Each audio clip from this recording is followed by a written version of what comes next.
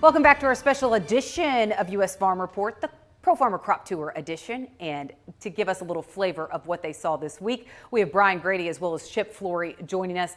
Brian, we'll start with you because you kicked the crop tour off in Ohio. We were expecting big things from Ohio this week. Is that what you saw? Absolutely. I mean, it was impressive out in Ohio, the entire Eastern Corn Belt, to be honest with you. But Ohio is one of those states that it can be really up and down, and it's really up this year. That is a tremendous crop. That's the best Ohio corn crop I've seen, and probably the best Ohio soybean crop. There's still some time there to be determined, but definitely very good crops in Ohio. And then as you got into Indiana and Illinois, did that trend continue? Yeah, the Indiana corn crop was probably the most impressive thing I saw, relatively speaking, in the Eastern Corn Belt this week, and just really impressive. That's one of the best corn crops I've seen, not only in Indiana, but for any of the states, and it's really, really good. Soybeans not quite as consistent, I wouldn't say, in Indiana, but it's still a good crop out there.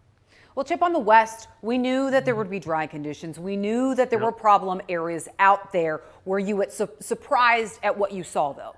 You know, in South Dakota, we took a snapshot of the best part of South Dakota, that southeast corner of the state.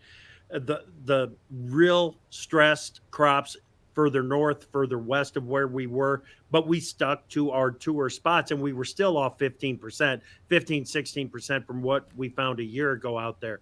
So I think it fit pretty well with what we expected to see. I mean, a 15% decline is quite a decline from one year to the next.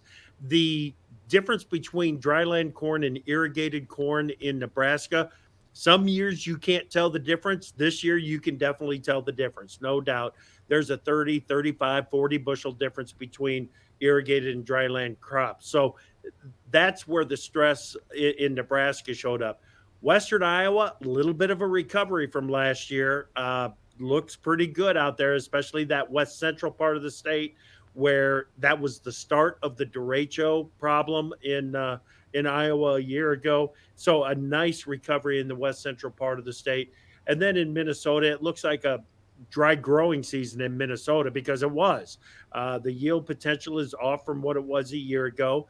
And again, similar to what we discussed about in South Dakota, we were south of some of the most stressed areas in Minnesota.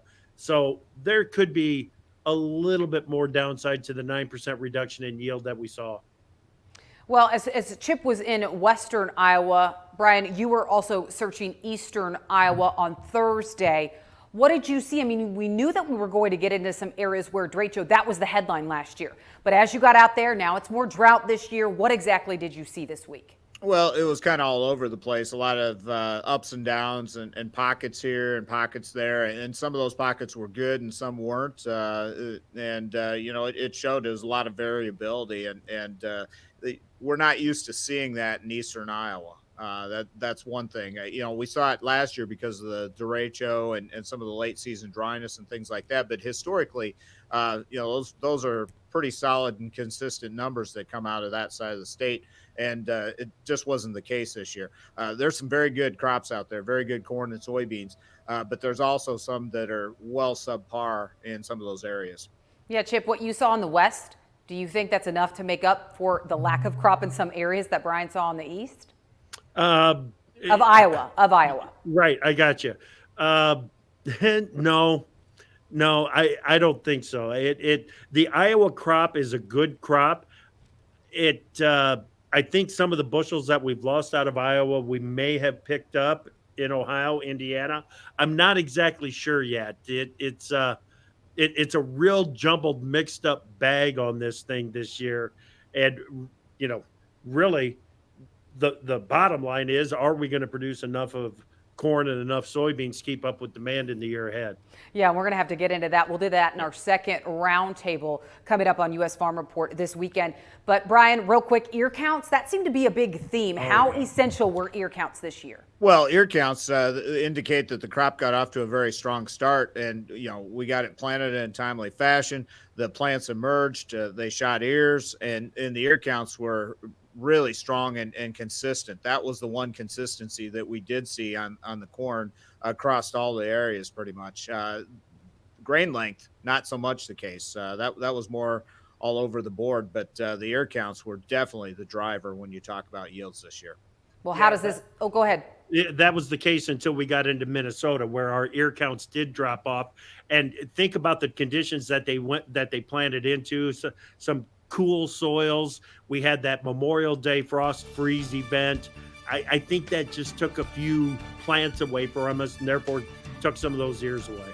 Yeah, we'll get into the demand side of the equation of all of this coming up later on U.S. Farm Report.